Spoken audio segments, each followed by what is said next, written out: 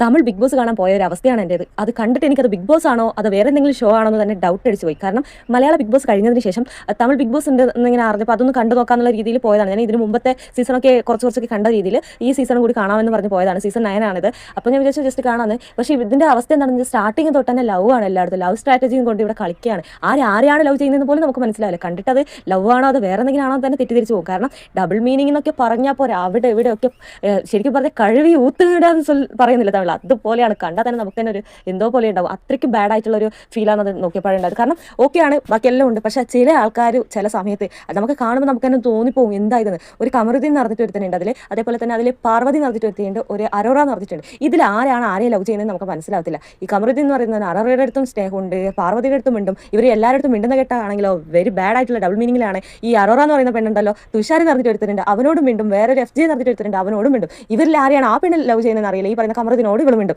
എല്ലാവരോടും ഒരു love strategy വെച്ചുമുണ്ട്. അതേപോലെ വേറെയും കുറേ ഉണ്ട്. ഒരു FJയും പിന്നെ ഒരു ആരതിയുണ്ട്. ആരതിക്ക് പുറത്ത് ഓൾറെഡി ലവ് ഉണ്ടെന്ന് അകത്ത് വന്നിട്ട് പറഞ്ഞവൾ കുറച്ച് കഴിയുമ്പോൾ FJയുടെ പിന്നാലെ പോവുക, അവൻ്റെ ഒന്ന് ചിരിക്കുക, കിടക്കുക, ഇതൊക്കെ കാണണം. ഒന്നിച്ച് താരാട്ട് വിടാ. ആ പാർവതിയും കമറുദ്ദീനും ഉണ്ടല്ലോ, അവർ ഒരുമിച്ച് കിടന്നിട്ട് അവളെ ഉറക്കി കൊടുക്കുന്നത്, എന്നിട്ട് നമ്മൾ കാല് വെച്ചോട്ട് ദേഹത്തുനിന്ന് ചോദിക്കുന്നത്, കാലിൻ്റെ మీద കാല് വെക്കുന്നത്. ഈ സീനൊക്കെ കണ്ടു കഴിഞ്ഞാൽ അത് സീനൊക്കെ കുഴപ്പമില്ല എന്ന് പറയാം. അവരുടെ സംസാരവും ഡബിൾ മീനിങ് ഒക്കെ കേട്ട് കഴിഞ്ഞാൽ വിശ്വാസം വേണ്ടായിരുന്നു. ഇതിനേക്കാൾ എത്രയോ ഭേദമാണ് നമ്മുടെ മലയാള ബിഗ് ബോസ് എന്ന് തോന്നിപ്പോകും. അത്രയ്ക്കും ബാഡായിട്ടാണ് പോകുന്നത്. കാരണം ചെറിയ ചെറിയ കുട്ടികൾ ബിഗ് ബോസ് എന്ന് പറയുമ്പോൾ ഏകദേശം എല്ലാ പ്രായത്തിലുള്ള ആൾക്കാരും കാണുന്ന ഒരു ഇതാണ്. എങ്ങനെയാണ് അവർ, ഞാൻ ഹിന്ദിയൊക്കെ കേട്ടിട്ടുണ്ട് ഇത്രയും ഭയങ്കര ഓവറാണെന്നുള്ള രീതിയിൽ. തമിഴ് ബിഗ് ബോസ് എനിക്കത് തോന്നുന്നു ഇതായിരിക്കും ഫസ്റ്റ്. കാരണം ഞാൻ ഒരുപാട് സീസൺ ഇതിന് മുമ്പ് കണ്ടിട്ടുണ്ട് കുറച്ചൊക്കെ. പക്ഷേ ഇത് ഭയങ്കര ഓവറായിട്ട് ഫീൽ ചെയ്തു. ഈ വീഡിയോ കണ്ടിട്ട് നിങ്ങൾക്ക് എന്താണ് തോന്നുന്നത്? മലയാളം ബിഗ് ബോസിനേക്കാൾ എത്രയോ ബെറ്റർ ആണെന്ന് തോന്നുന്നുള്ള ആൾക്കാരൊന്ന് കമന്റ് ചെയ്യുക. ചാനൽ സബ്സ്ക്രൈബ് ചെയ്ത് ലൈക്ക് ചെയ്യുക. കൂടുതൽ തമിഴ് ബിഗ് ബോസിന്റെ അപ്ഡേഷൻസ് വേണമെന്നുണ്ടെങ്കിൽ കമന്റ് ചെയ്യുക. ചാനൽ സബ്സ്ക്രൈബ് ചെയ്ത് കൂടെ കൂടുക. മറ്റൊരു വീഡിയോയും വീണ്ടും കാണാം.